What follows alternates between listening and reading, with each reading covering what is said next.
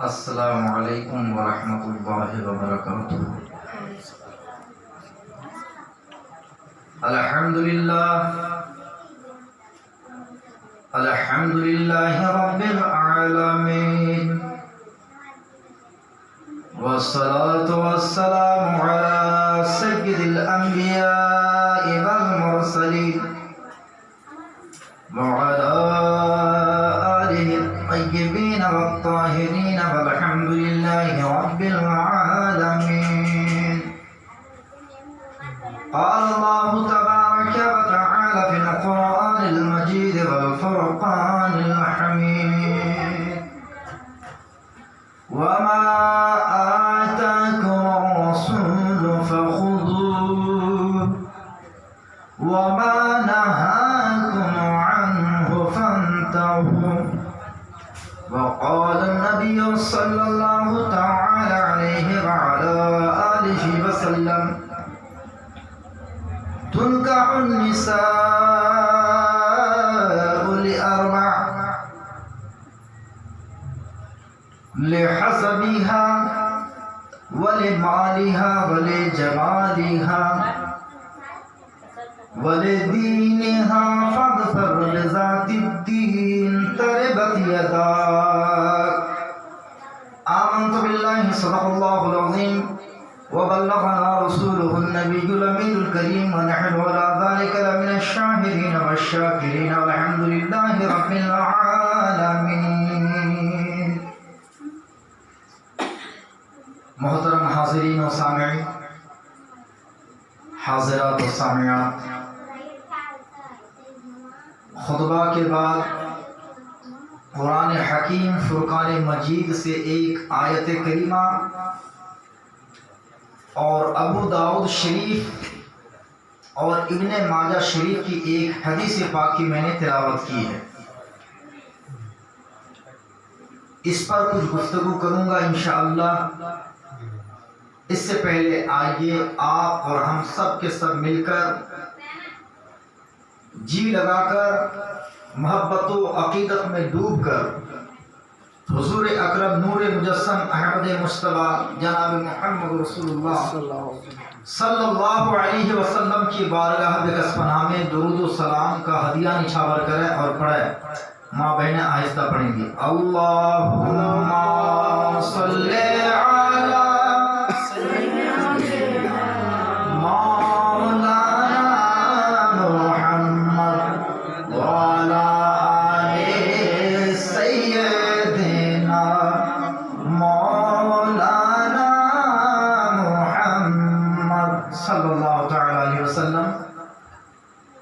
تو پیارے سامعین و سامعات، جو آیت پڑھی ہے اور جو حدیث میں نے پڑھی ہے، اس پر گفتگو کرنے سے پہلے برکت حاصل کرنے کے لیے اور ثنا خان مصطفیٰ، نعت خان مصطفیٰ میں اپنا بھی نام درج کرنے کے لیے صرف 2-3 شعر پڑھتا ہوں۔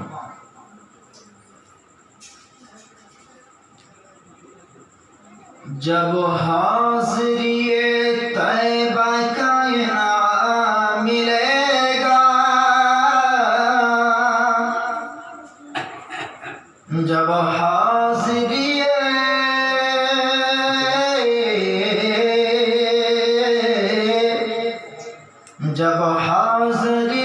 طیبہ کا انعام ملے گا، پروانہ بخشش بھی سرے عام ملے گا، پروانہ بخشش بھی سرے عام ملے گا۔ اے تشنہ لبو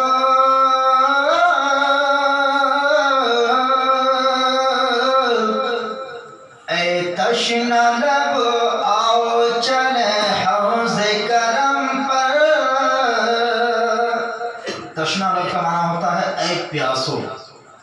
جب ہمیں پیاس لگتی ہے تو ہم پانی کے قریب جاتے ہیں، مگر ایک ایسی بھی پیاس ہے جس کو عشق و محبت کی پیاس بولتے ہیں۔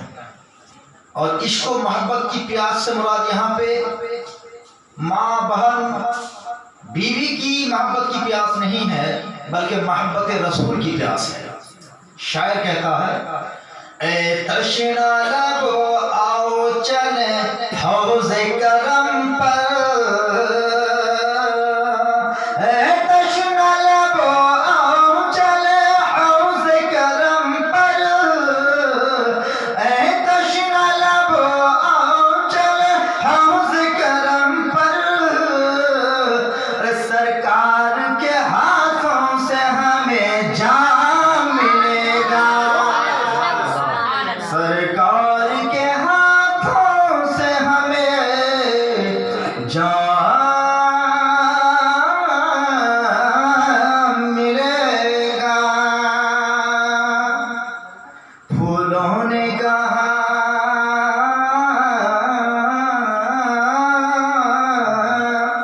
پھولوں نے کہا ہم سے یہ خوشبو کی زبان میں. آپ نے قسم قسم کے پھول دیکھے ہوں گے اور سب سے مشہور پھول گلاب پھول ہے. تو آپ کو پتا ہے کہ جتنے قسم کے آپ نے پھول دیکھے ہیں ہر ایک کی خوشبو الگ الگ ہوتی ہے، مگر یہ خوشبو پھولوں کے اندر کہاں سے آئی آپ کو پتا ہے؟ اگر آپ پھولوں سے پوچھیں گے اے گلاب پھول اور رات کی رانی پھول تمہارے اندر یہ خوشبو کہاں سے آئی، تو شاعر جواب دیتا ہے اپنے شعر کے اندر کہ یہ خوشبو کہاں سے آئی. پھولوں نے کہا ہم سے یہ خوشبو کی زبان میں،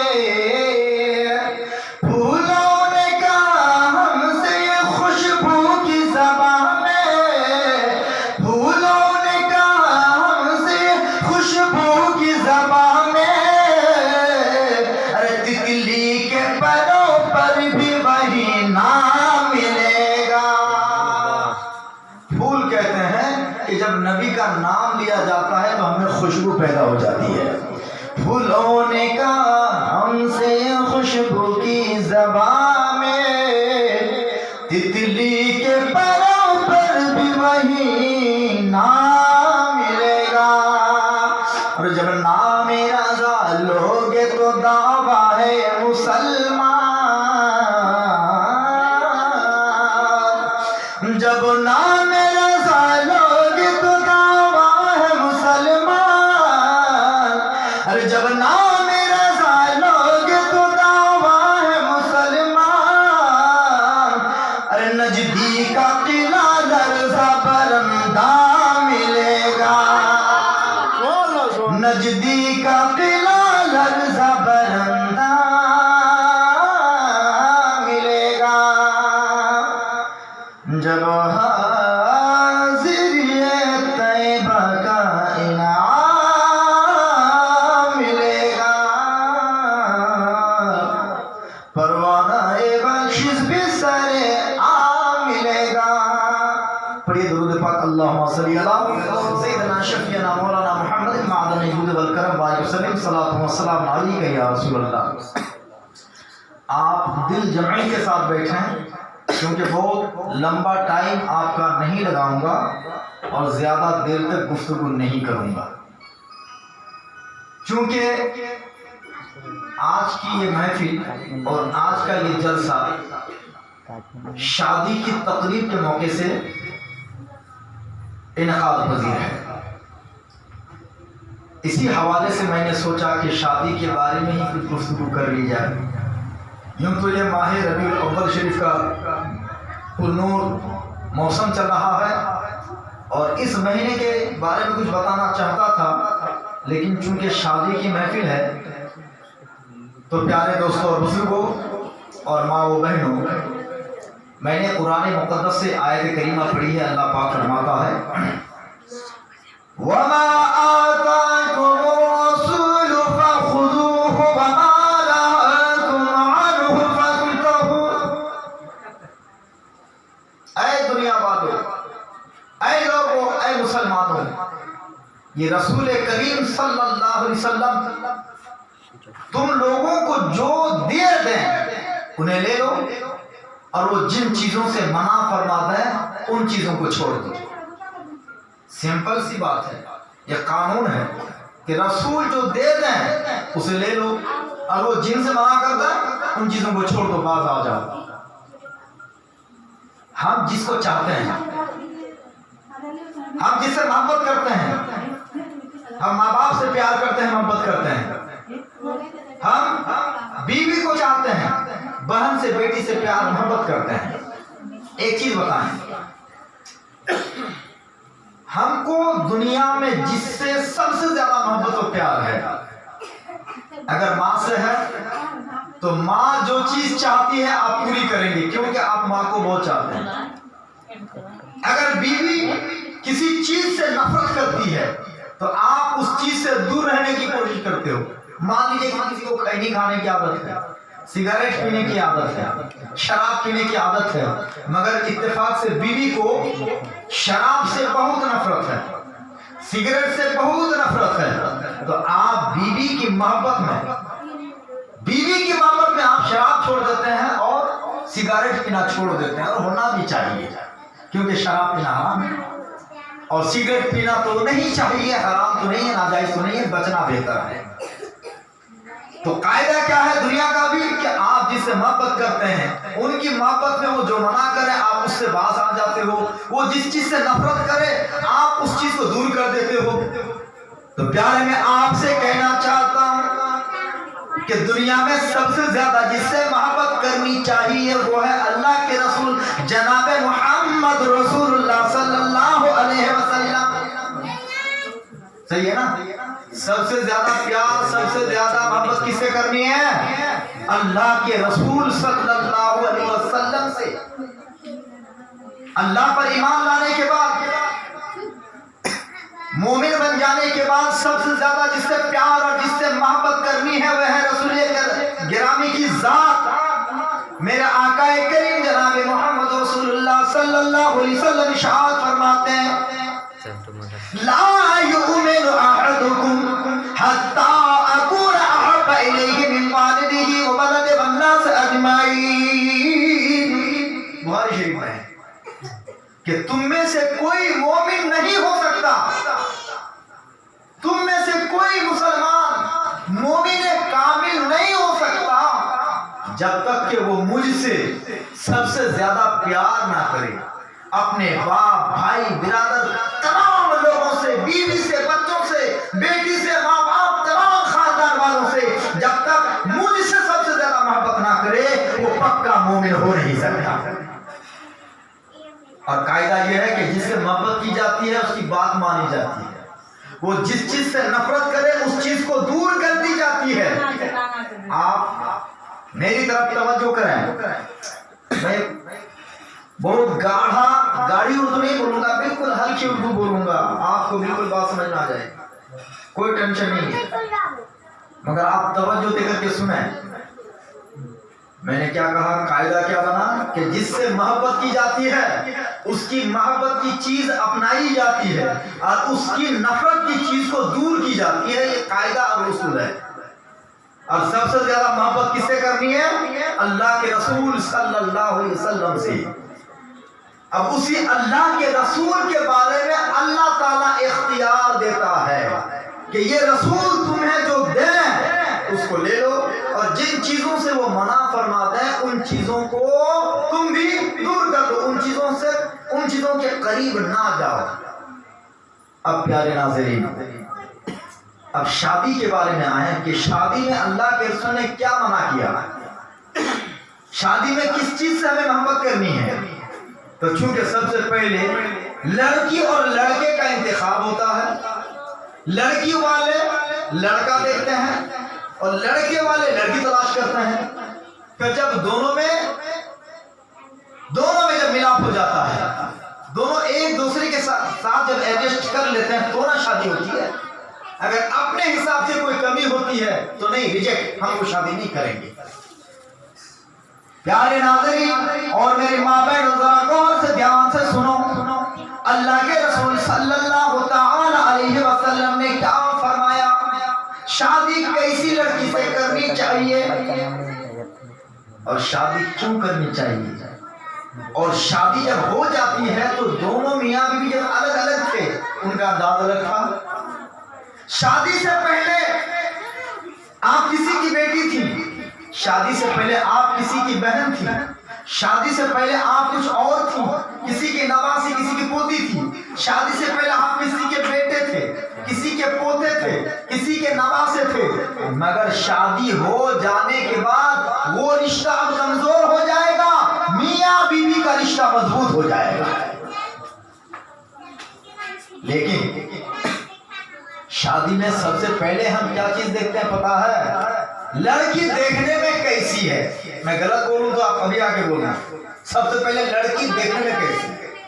گوری ہے، کالی ہے، لمبی ہے، موٹی ہے، تگڑی ہے، عمر دراز ہے، کچی عمر ہے، کیا ہے نہیں ہے. سب سے پہلے ہم لڑکی کا رنگ دیکھتے ہیں، پھر کوالیفیکیشن دیکھتے ہیں، پڑھی لکھی ہے کہ نہیں ہے نا، پھر دیکھتے ہیں کہ مال دولت والی ہے کہ نہیں ہے، پھر دیکھتے ہیں کہ خاندان کیسا ہے، پھر دیکھتے ہیں کہ وہ مسلمان ہے کہ نہیں، وہ بعد میں دیکھتے ہیں.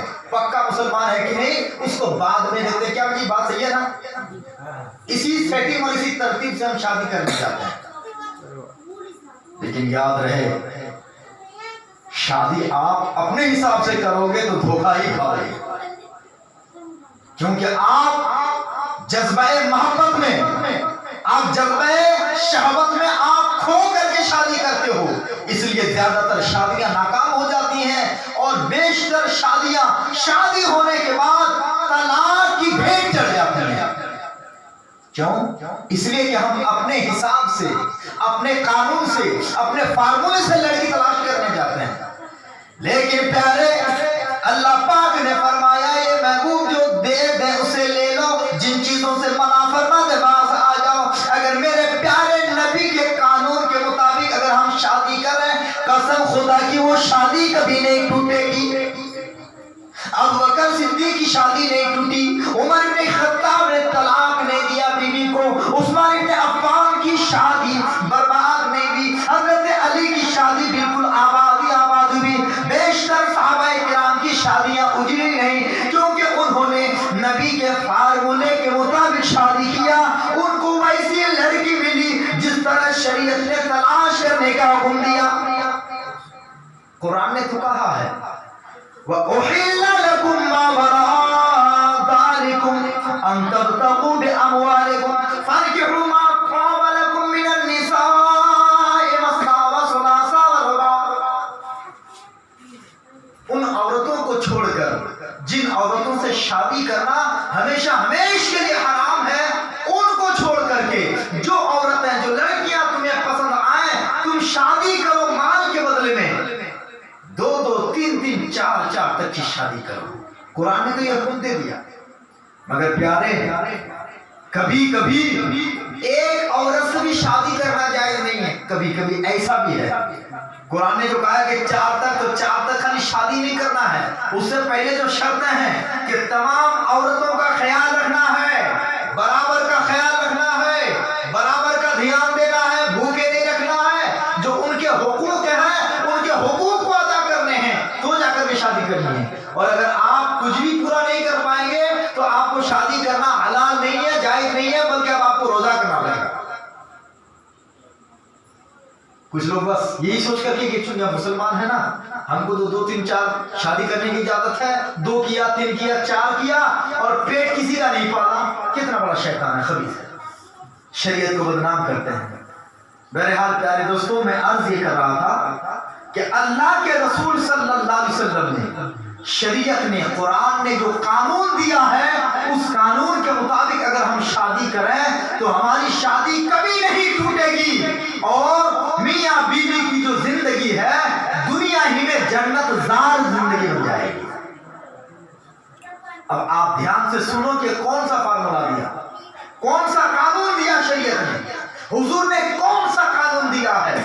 یہ ایسا قانون دیا ہے کہ یہ قانون نہ تو آپ کو امریکہ دے سکتا ہے، نہ تو یہ قانون فرانس دے سکتا ہے، نہ تو یہ قانون کوئی پرائم منسٹر تیار کر سکتا ہے، نہ تو یہ قانون کوئی مادی طاقت والا دے سکتا ہے، نہ یہ قانون کوئی قانون دان دے سکتا ہے. کیونکہ یہ قانون قانون خدا ہے، کیونکہ یہ قانون قانون الہی ہے. جس قانون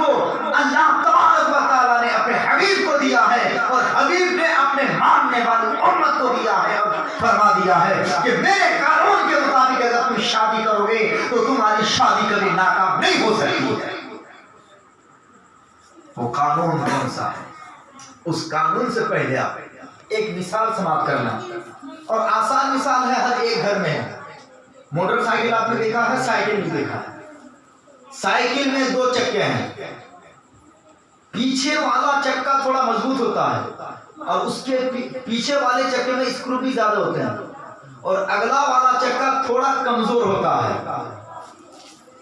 اگر سائیکل کا ایک چکا نکال دیا جائے، سائیکل چلے گی؟ نہیں چلے گی۔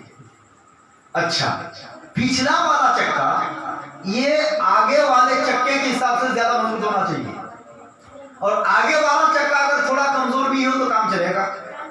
ہاں، پیچھے والے چکے میں ہوا بھی زیادہ ہونی چاہیے، آگے والے چکے میں اگر تھوڑی ہوا کم بھی ہو تو چل جائے گا۔ کیوں کہ زیادہ تر بوجھ پیچھے والے چکے کی طرف ہوتا ہے۔ یہی حال موٹر سائیکل کا ہے، یہی حال 4 ویلر کا ہے۔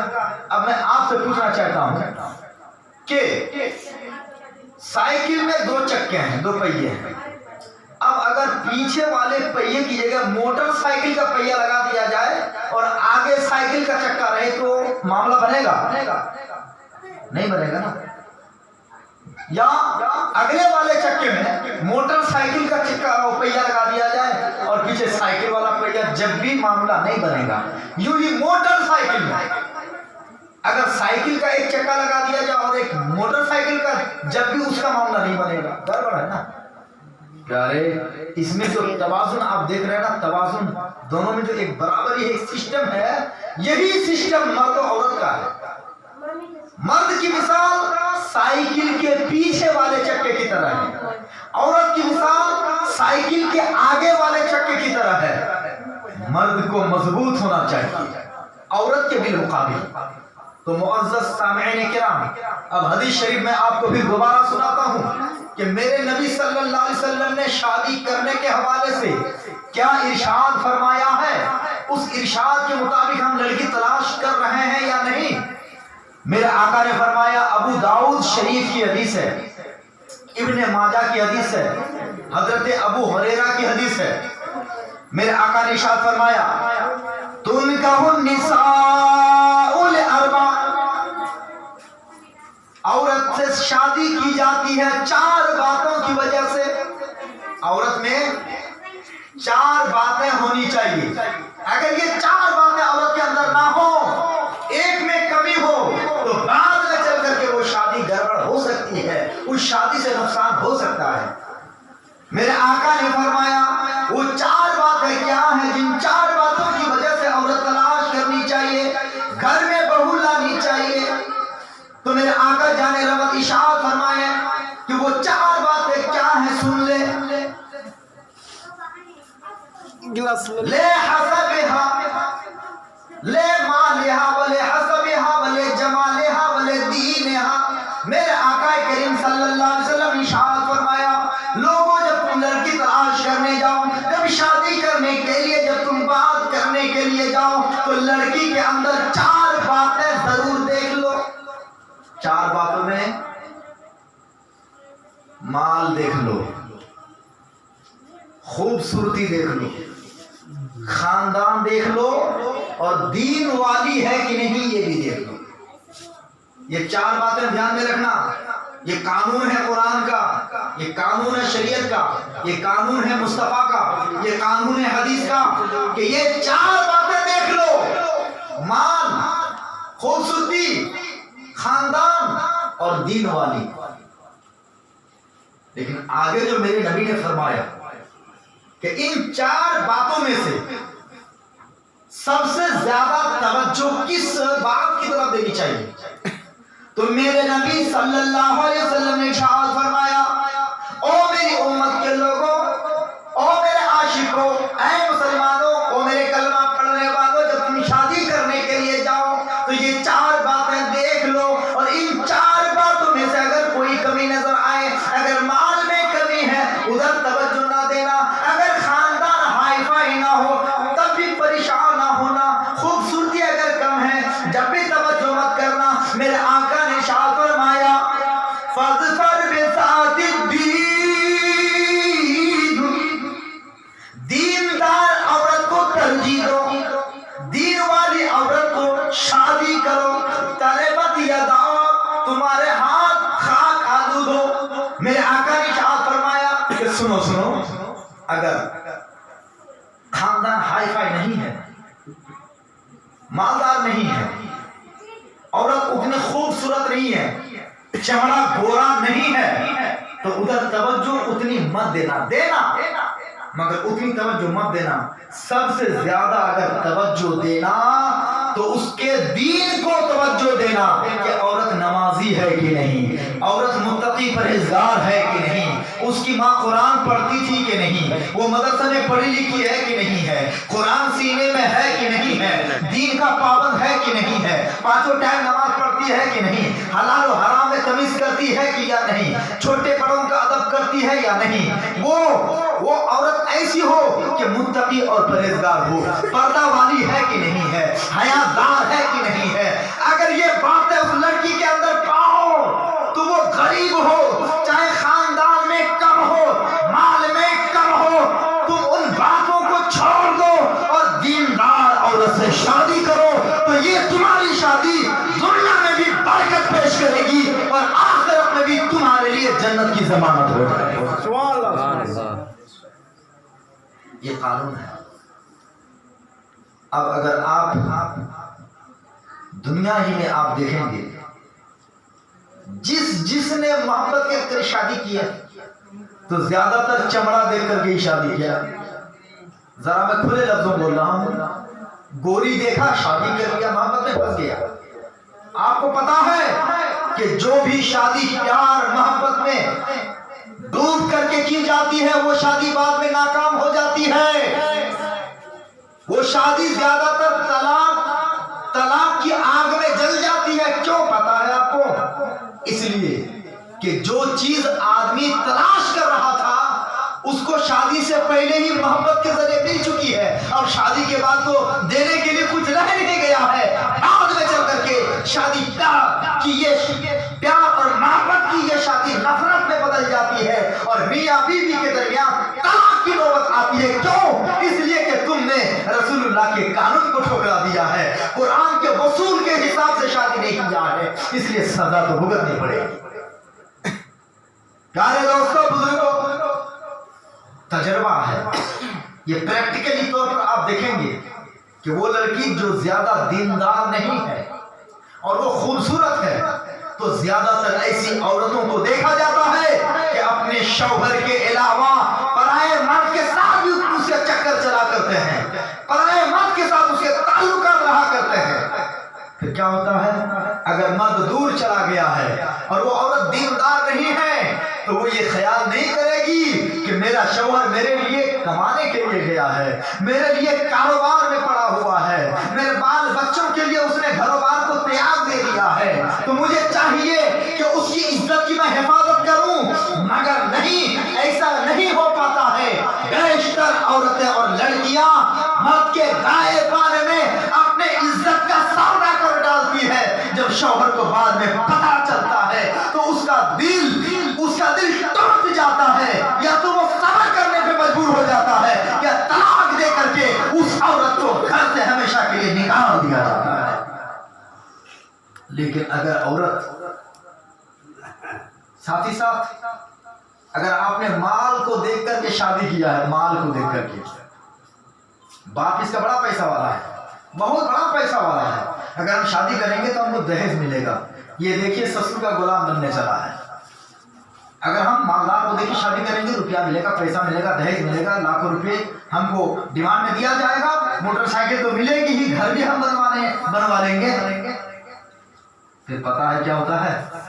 بعد میں یہ لڑکا بیوی کا تو غلام ہوتا ہی ہے، سسرال والوں کا بھی غلام ہو جاتا ہے، کیونکہ مال کی وجہ سے شادی کیا ہے اور مال سسر کے پاس زیادہ ہے، اس کو تو مال چاہیے۔ تو پیارے ناظرین، اللہ تعالیٰ نے تو شوہر کو حاکم بنایا نا۔ اللہ پاک فرماتا ہے الرجال قوامون علی النساء، مرد عورتوں کا حاکم ہے، مگر مال اور دولت کو شادی کیا ہے اس نے نا، تو اب یہ بیوی کا حاکم نہیں بلکہ اس کی بیوی خود حاکم بن جاتی ہے۔ اور یہ بیوی کا غلام بن کر کے رہ جاتا ہے. کیوں؟ کیونکہ آپ نے مال دے کر بھی شادی کیا تھا نا.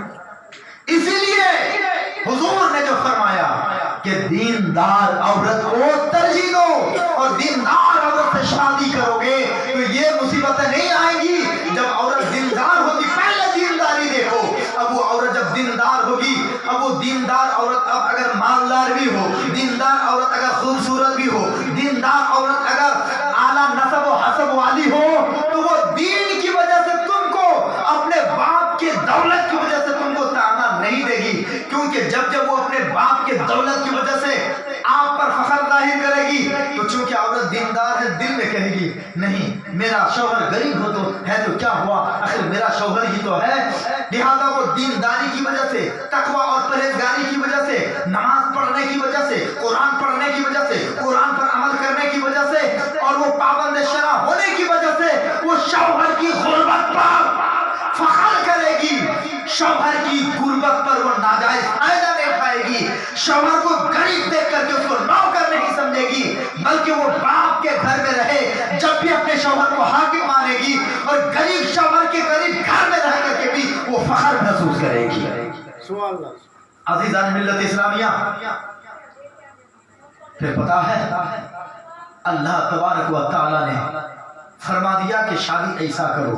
نبی نے واضح کر دیا کہ عورت میں 4 باتیں دیکھ کر کے شادی کرو، اور 4 باتوں میں دیندار عورت سے شادی کرو.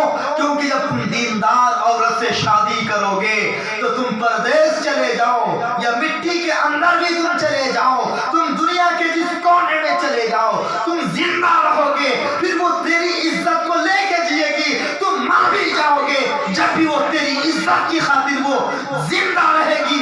تیری عزت کے ساتھ کبھی وہ دھوکہ نہیں کرے گی. دیندار عورت کے ساتھ شادی کرنا ضروری ہے. پیارے، پتہ یہ چلا کہ یہ ایسا قانون میرے آقا نے دیا ہے کہ اس قانون کے مطابق جو بھی عمل کرے گا، اس قانون کے مطابق جو بھی بہو بیٹی کو شادی دلائے گا، بہو لے آئے گا، بیٹی کو شادی دلائے گا، تو واضح رہے یہ شادی کبھی بھی پریشانیاں نہیں لائے گی. ایسی شادی سے دونوں گھر والوں میں برکتیں ہی برکتیں نازل ہوں. پیارے ناظرین، جب شادی ہو گئی، شادی جب ہو گئی، سائیکل جب تیار ہے، میاں بیوی بن گئے، تو اب اللہ تبارک و تعالی میاں کو اور بیوی کو، وائف اور ہسبینڈ کو ایک وصول دے رہا ہے، زندگی کا ایک سنہرا وصول، ایک قانون دے رہا ہے کہ اب تو تم میاں بیوی بن چکے ہو، اب تم کو رہنا کیسے ہے. مسئلہ یاد رکھیے کہ لڑکے پر سب سے زیادہ حق اس کی ماں کا ہے، اور عورت پر سب سے زیادہ حق اس کے شوہر کا ہے، اس کے شوہر کا ہے. عزیزان ملت اسلامیہ، سرکار اقدس صلی اللہ علیہ وسلم کا پرنور زمانہ ہے. ایک صحابی ہے، غریب صحابی ہے، مگر پیارے ناظرین اس دور میں شوہر غریب تھا. نیچے اور اوپر 2 منزلہ گھر تھا. شوہر نے بیوی سے کہا، او میری بیوی جان، میں بدیش جا رہا ہوں، میں بدیش جا رہا ہوں کام کرنے کے لیے، کمانے کے لیے، روزی روزگار کے لیے جا رہا ہوں، تم اپنے گھر سے کہیں نہ جانا. اوپر بیوی رہتی تھی، نیچے اس کا باپ رہتا تھا، یعنی سسر نیچے رہتے تھے، اور بہت بیمار تھے، بہت بیمار تھے. شوہر کہہ کے گیا کہ تم کہیں مت جانا، کہیں مت جانا، یہ میرا حکم ہے. وہ چلا گیا. اللہ اکبر، اللہ اکبر. اس کا سسر بیمار تھا، یعنی عورت کا باپ بیمار تھا. نیچے اوپر نیچے کی بات تھی، کہیں دور جانے کی بھی بات نہیں تھی. سیڑھی سے جیسے ہی وہ نیچے اترے گی، باپ سے ملاقات ہو جائے گی. باپ پریشان ہے، بیماری کی وجہ سے بہت پریشان ہے. شوہر کہہ کے گیا ہے میری اجازت کے بغیر تم کہیں نہ جانا، کہیں نہ جانا، یہ میرا حکم ہے. باپ کی بیماری بڑھتی گئی. بیوی سے ملاقات کے لیے پریشان ہو گیا. بیٹی کا دل بھی دھڑکنے لگا, نیچے جاؤں باپ سے ملاقات کروں, مگر باپ کی ملاقات کی یاد آتی ہے تو پھر شوہر کا حکم یاد آ جاتا ہے کہ میرے شوہر نے منع کیا ہے کہ میری اجازت کے بغیر تم کہیں نہ جانا. اگر میں چلی جاتی ہوں, اگر میں بھلے باپ کے پاس نیچے ملاقات کرنے آ جاتی ہوں تو میرے شوہر کی نافرمانی ہو جائے گی. یہاں تک کہ اس عورت کا باپ نیچے انتقال کر جاتا ہے, پھر بھی نیچے ملنے کے لیے نہیں آتی ہے. شوہر آتا ہے. آنے کے بعد پورا معاملہ, پورا واقعہ ان کو سنایا جاتا ہے کہ آپ کی بیوی کو آپ جس طرح کہہ کے گئے تھے, آپ کی بیوی نے اسی طرح حق ادا کر دیا ہے, کہیں نہیں گئی. یہاں تک کہ آپ کا سسر یعنی آپ کی بیوی کا باپ نیچے مر گیا, پھر بھی نیچے نہ اتری. اس قدر آپ کے حکم کی وہ پابند رہی. جب یہ بات اور یہ واقعہ سنایا گیا میرے آقا کریم صلی اللہ علیہ وسلم کو, تو میرے آقا کریم نے ارشاد فرمایا کہ شوہر کے اس بات پر عمل کرنے کی وجہ سے اللہ نے تمہیں جنت عطا فرما دیا ہے. میری ماں بہنوں سنو, دھیان سے اور غور سے سنو. میاں بیوی, حدیث شریف میں آتا ہے, ابو داؤد شریف کی حدیث سے فرمایا گیا کہ اگر ماتھا سے لے کر کے پاؤں تک شوہر کے جسم میں گھاؤ ہو جائے, گھاؤ میں پیپ ہو جائے, اور وہ پیپ نیچے بہے, قطرہ بہے, اور بیوی نیچے سے لے کر اوپر تک پورا پیپ جمع کر کے پی جائے, تو حضور فرماتے ہیں کہ پھر بھی بیوی شوہر کا حق ادا نہیں کر سکتی ہے. میری ماں بہنوں, کس قدر شوہر کا حکم اور شوہر کا مقام عورت کے لیے ہے. اسی لیے ہماری شادیاں میاں بیوی کے درمیان یہ جو نفرت کی آگ جلتی ہے, یہ جو نفرت کی دیوار کھڑی ہو جاتی ہے, ایک دوسرے کو نہ جاننے اور ایک دوسرے کے حق نہ پہچاننے کی وجہ سے ہوتا ہے. مگر شوہروں یہ نہ جانو کہ بیوی تمہاری نوکرانی نہیں ہو گئی. اگر تم بیوی کے حاکم ہو تو تمہاری بیوی تمہارے گھر کی رانی ہے. رانی کے ساتھ رانی جیسا سلوک ہونا چاہیے. تو میں یہ عرض کر رہا تھا کہ جب شادی ہو گئی, میاں بیوی بن کے آ گئے, تو پتا ہے اللہ تبارک و تعالیٰ نے اب ایک اصول دیا کہ اب گھر میں آ گئے نا, دونوں میاں بیوی بن گئے نا, اب تو میرا رب فرماتا ہے عورتوں اور شوہروں کان کھول کر کے سن لو, تیرا رب فرماتا ہے, میرا رب قرآن میں فرماتا ہے ہن لباس لکم وانتم لباس لہن. اللہ پاک ارشاد فرماتا ہے جب تمہاری شادی ہو گئی, دونوں ایک دوسرے کے میاں بیوی بن گئے, تو یہ عورتیں مردوں تمہارے لیے لباس ہے اور عورتوں تم مردوں کے لیے لباس ہو. دھیان دیجیے کیا کہا, مرد عورت کے لیے لباس پوشاک اور عورت مرد کے لیے لباس اور پوشاک. لباس اور پوشاک تو آپ جانتے ہیں کہ پوشاک ہم کیوں پہنتے ہیں, سر سے لے کر کے پاؤں تک ہم لباس پہنتے ہیں نا, کیوں پہنتے ہیں؟ لباس گرمی کے لیے الگ لباس ہے, جاڑے کے لیے الگ لباس ہے, مردوں کے لیے الگ طرح کا لباس ہے اور عورتوں کے لیے الگ لباس ہے. گرمی کے لیے گرمی کا کپڑا ہم پہنتے ہیں, جاڑے میں ہم جاڑے کا کپڑا پہنتے ہیں, ہے نا, کیوں؟ تاکہ جسم ڈھک جائے. گرمی میں ہم سوتی کپڑا استعمال کرتے ہیں تاکہ گرمی کم لگے اور بدن ڈھک بھی جائے. مرد کا پردہ ناف سے لے کر کے گھٹنے تک ہے, کیونکہ وہ ستر عورت ہے جس کا چھپانا فرض ہے, اور عورتوں کا ماتھے کی پیشانی سے لے کر کے ٹخنے تک یہ پردہ ہے, پورا جسم پردہ ہے نا. اور یہ پردہ اس لیے کیا جاتا ہے تاکہ بدن کا کوئی عیب, اگر بدن میں کوئی عیب ہے, کوئی مرض ہے, کوئی داغ دھبا ہے, تو یہ باہر والوں کے سامنے ظاہر نہ ہو. کپڑے کا یہ بھی تو کام ہے نا. جاڑے میں جب جاڑے کا کپڑا پہنتے ہیں تو جاڑے میں جاڑے کا کپڑا اس لیے پہنتے سردی نہ لگے, ہوا نہ لگے. यही तो है अजीजा ने मिल्लत इस्लामिया। तो अल्लाह तबारक व तआला ने कहा कि औरतें मर्दों तुम्हारे लिए लिबास है और औरतों तुम मर्द के लिए लिबास हो। क्या मतलब ये कि जिस तरह लिबास हम इसलिए पहनते हैं ताकि जिस्म का कोई ऐब दूसरों के सामने जाहिर ना हो, बदन का कोई दाग धब्बा दूसरे लोगों को नजर ना आए, इसलिए लिबास इस्तेमाल करते हैं, ज़ेब तन करते हैं प्यारे। इसी तरह औरत मर्द का लिबास, मर्द औरत का लिबास। अब अगर मर्द में कोई ऐब है तो औरत उसको छुपाएगी, और अगर औरत में कोई ऐब है, कोई कमी है, तो मर्द उसको छुपाएगा।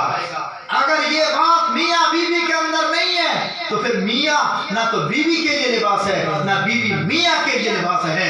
तो कुरान ने ये ज़ाब्ता दिया, उसूल और कानून बताया कि औरतों तुम मर्द के लिए लिबास हो और मर्द तुम औरतों के लिए लिबास हो, और लिबास के जरिए से बदन का ऐब छुपाया जाता है। तो ऐ औरतों तुम अपने मर्दों का ऐब छुपाओगे, और ऐ औरतों और मर्दों तुम अपनी बीवियों का ऐब छुपाओगे।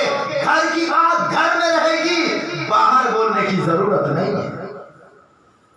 अगर ये काम और ये इस हुक्म पर हम अमल नहीं कर सकते हैं तो इसका साफ मतलब ये हुआ कि ना तो आप मर्द के लिए लिबास बन सके, ना मर्द आपके लिए लिबास बन सका।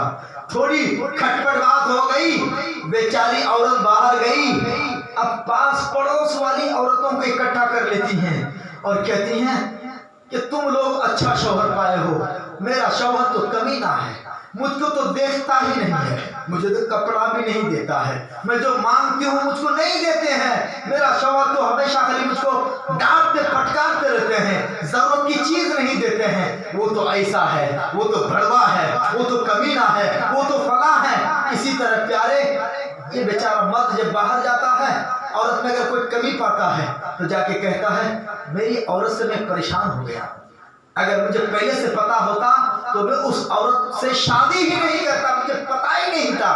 क्यों पता नहीं था? क्योंकि तुमने पता नहीं किया था, क्योंकि पता करने के लिए अल्लाह के रसूल ने आपको एक हथियार दिया था, एक कानून दिया था कि 4 बातें देख लेना, उन 4 बातों में दीनदार को तुम तरजीह देना। क्योंकि उस कानून के हिसाब से तुमने शादी नहीं की, इसलिए तुमको परेशानी तो उठानी पड़ेगी। तो अज़ीज़ान मिल्लत इस्लामिया, मेरी माँ बहनों, अल्लाह ताला फरमाता है कि तुम मर्दों के लिए लिबास हो और मर्द तुम्हारे लिए लिबास है। कसम खुदा की, अगर मर्द औरत के लिए लिबास बन जाए और औरत मर्द के लिए लिबास बन जाए तो मियाँ बीवी में कभी झगड़ा होगा ही नहीं, कभी भी झगड़ा नहीं होगा, कभी भी झगड़ा नहीं होगा।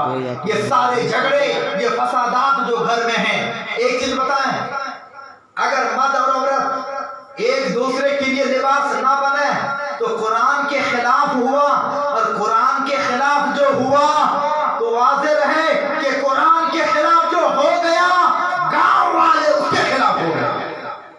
वो कैसे?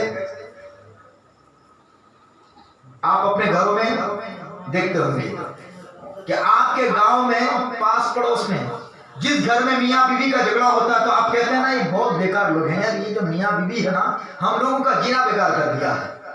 तो जब मियाँ बीवी में खटपट होती है, पड़ोस वाले परेशान हो जाते हैं, गांव वाले परेशान हो जाते हैं, समाज वाले परेशान हो जाते हैं, आखिरकार फिर विचार देना पड़ता है, फिर सालिसी बैठती है, फिर विचार में जानते हैं जो ऐब मतलब नहीं बयान किया गया था, जो बातें घर में बाकी रह गई थी, अब समाज वालों के सामने बीवी शौहर के बारे में खोल खोल के बयान कर रही है और शौहर बीवी के बारे में खोल खोल के बयान कर रही है। वो ऐसा है तो वो ऐसा है, वो इस तरह से है तो वो इस तरह से है। क्यों इस तरह क्यों हुआ? इसलिए कि कुरान ने आपको कहा था कि ऐ औरत तुम शौहर के लिए लिबास बन जाओ, ऐ शौहर तुम औरत के लिए लिबास बन जाओ।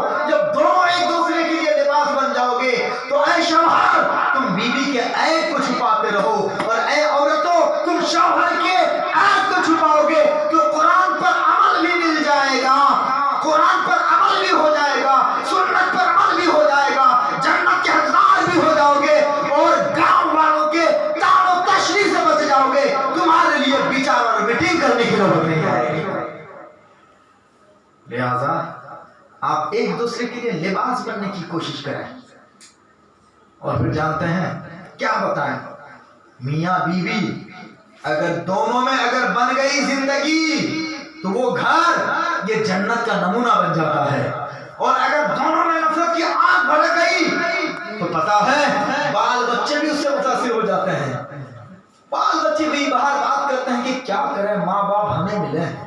جب بھی دیکھو ماں تو باپ کو دیکھ نہیں پاتی ہے اور باپ کبھی ماں سے محبت نہیں کرتا ہے. دونوں میں ہمیشہ کھٹ پٹ, یار گھر پہ جاتے ہیں نا سکون نہیں ملتا ہے.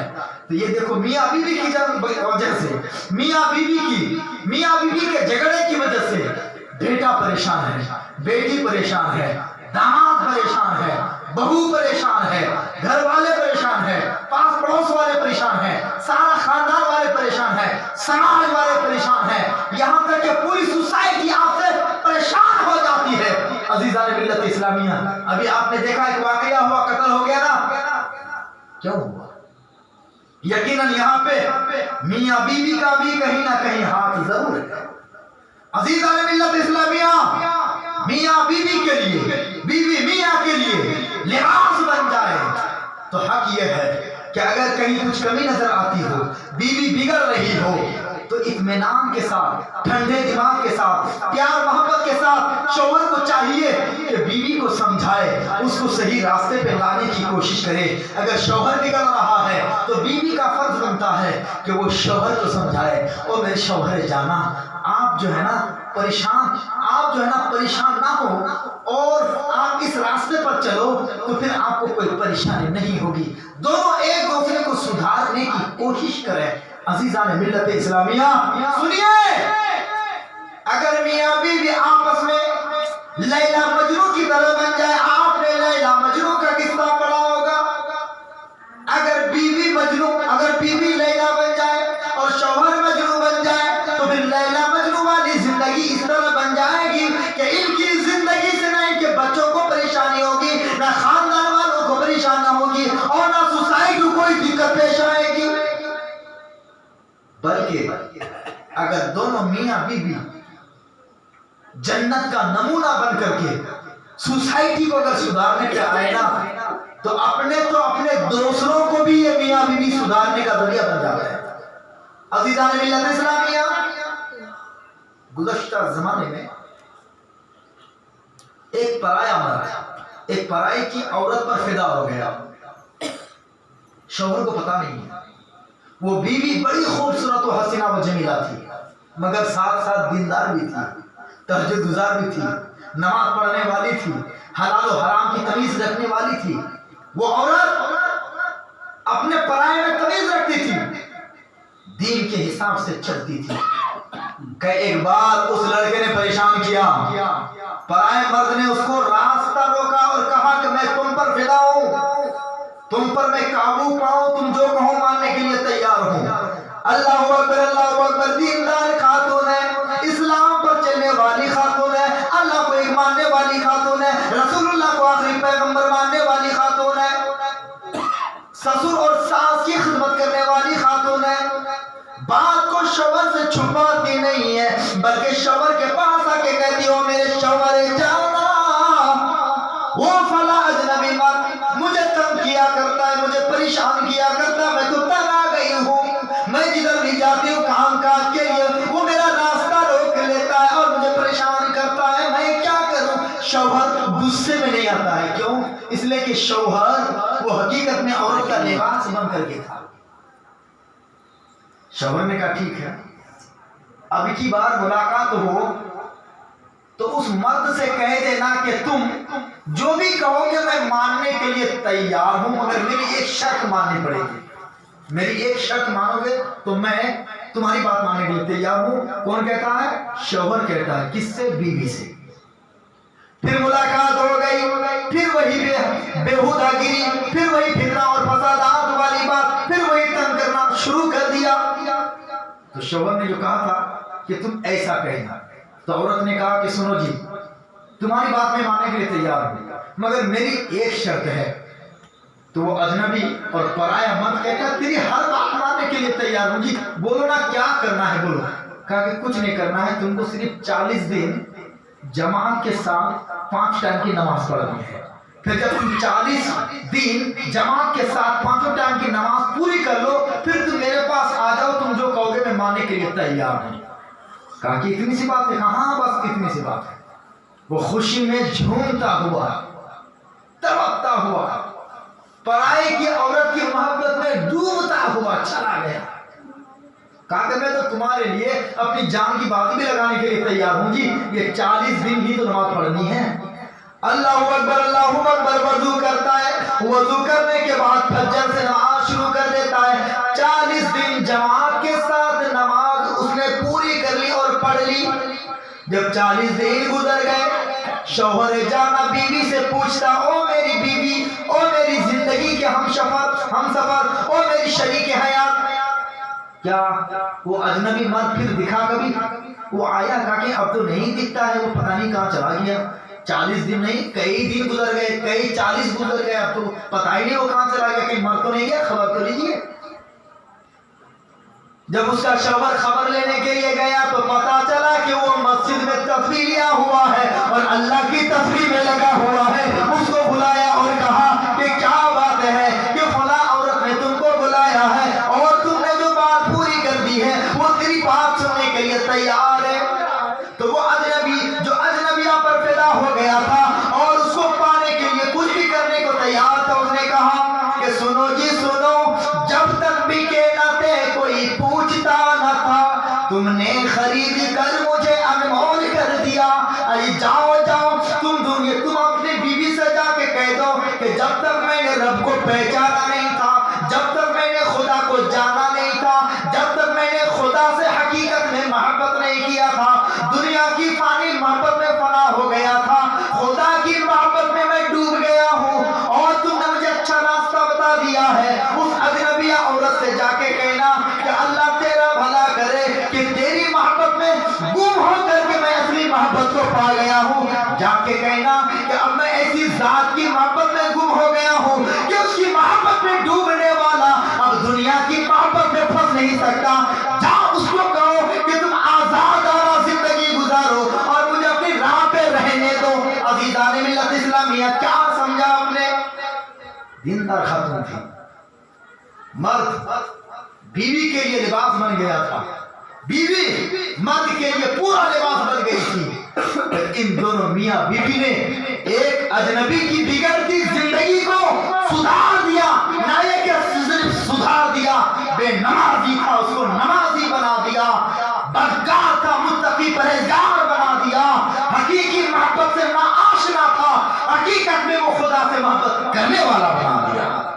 پتا چلا کہ دنیا کی محبت یہ عارضی ہے, اللہ اور رسول کی محبت ہمیشہ رہنے والی ہے. کیا آپ نے دیکھا نہیں, بیوی کی جوانی اور خوبصورتی 15 سال 20 سال لیتی ہے میاں, اس کے بعد چمڑے جمع ہو جانے لگتے ہیں, بوڑھاپا آنے لگتا ہے, آنکھوں کی بینائی کمزور ہونے لگتی ہے. جب تک جوانی چھلکتی ہے شوہر فدا رہتا ہے, کیونکہ اس نے اسی کے لیے ہی شادی کیا تھا نا, دین کے لیے شادی نہیں کیا تھا. لیکن پیارے سنو سنو, آپ کی محبت وہ عورت نہیں تھی بلکہ آپ کی محبت تو اس کا حسن تھا, اس کی جوانی تھی. اس کی جوانی کم ہوتی گئی, اس کی جوانی ختم ہوتی گئی تو آپ کا پیار بھی ختم ہوتا گیا. لیکن اللہ کبھی ختم نہیں ہوتا تو اللہ کی محبت بھی ختم نہیں ہوتی, رسول اللہ کبھی ختم نہیں ہوتے تو رسول اللہ کا پیار, رسول اللہ کی محبت کبھی فنا نہیں ہوتی. لہذا اے دنیا والوں, اگر تم چاہتے ہو کہ دنیا کے مجازی عشق و محبت سے تم آزاد ہونا چاہتے ہو تو رسول اللہ کی محبت میں گم ہو جاؤ, اللہ کی محبت میں گم ہو جاؤ, تو دنیا کی کوئی محبت تمہیں پاگل نہیں بنا سکتی. اللہ تعالیٰ نے فرمایا کہ مرد عورتوں کے لیے اور عورت مرد کے لیے لباس ہے. لہذا میرے بھائیو دوستو ماں بہنوں, جو قانون جو اصول قرآن حدیث نے دیا کہ جب بھی تم جاؤ شادی کرنے کے لیے, قرآن کا دیا ہوا اصول اور مصطفیٰ کا دیا ہوا اصول لے کے جب جاؤ گے تو شادی میں کبھی بھی آپ کو ناکامی نہیں ہوگی. 4 باتوں میں سے کچھ بھی کم ہو कुछ भी कम हो मान लेना, मगर मुत्तकी और परहेजगार औरत से ही शादी करना तो तुम्हारी दुनिया भी जन्नत बन जाएगी और मरने के बाद भी तुम्हें इंशाअल्लाह इस शादी की बरकत से जन्नत मिलेगी। अज़ीज़ान मिल्लत इस्लामिया, चूंकि शादी की महफिल है तो कल उठ करके आपको बहुत कुछ करना है, शादी खत्म हो रहा है, इसलिए आपसे गुजारिश है कि जो बातें बयान की गई इन तमाम बातों पर अमल करें। चार्ज भी खत्म हो रहा है। और शादी की तकरीब में जो खुराफात होते हैं, डीजे बजाए जाते हैं, गाने बजाए जाते हैं, तरह तरह के फितने और तरह तरह के फसादात अपनाए जाते हैं, नाचा जाता है, उसके बाद फटाके फोड़े जाते हैं, उन चीज़ों में हज़ारों हज़ार रुपये खर्च हो जाते हैं। अगर वही रुपये इस शादी की खुशी में अगर आप महफिल मिलाद मुनक़िद करें, गरीबों की मदद कर दें और बिन पैसे के आपने तालिब इल्म को दावत कर दिया, तो आपका वो पैसा गलत काम पे नहीं खर्च हुआ, सही काम पे खर्च हुआ। शादी अल्लाह के नाम से होगी, मैंने कबूल किया अल्लाह के रसूल के नाम से मैंने कबूल किया कहोगे ना, तो जिनके नाम लेकर के शादी की महफिल होती है, उस शादी की महफिल में जलसा और मिलाद की महफिल नहीं बल्कि शैतान का ड्रामा सजाया जाता है। किस कदर बेअक्ल है हम। अल्लाह ताला मुसलमानों को समझ की तौफीक अता फरमाए और हमारी शादी को बाबरकत शादी बनाने की तौफीक अता फरमाए। कहने में, बोलने में, सुनने सुनाने में, समझने समझाने में जो भी भूल चूक हुई अल्लाह तेरी बारगाह में रुजू करता हूँ, तौबा करता हूँ। अल्लाह हमारी तौबा कबूल फरमा। सब मिलकर के पढ़िए, अस्तगफिरुल्लाह रब्बी मिन कुल्ली ज़ंबियों व अतूबु इलैहि। अस्सलामु अलैकुम व रहमतुल्लाहि व बरकातुहू। उठिए, खड़े होकर के सलाम।